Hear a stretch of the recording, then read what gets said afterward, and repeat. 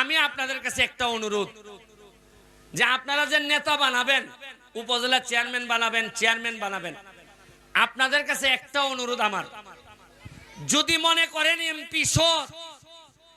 MP একটা তরুণ ছেলে, সে ঘাম দিয়ে গোসল করতে পারে, যদি আপনাদের এইরকম মনে হয়, তাইলে অবশ্যই আমাকে সাপোর্ট করার জন্য আরেকটা তরুণ একটা সৎ ছেলের চেয়ারম্যান বানাবেন, এইটাই আপনাদের কাছে আমার চাওয়া।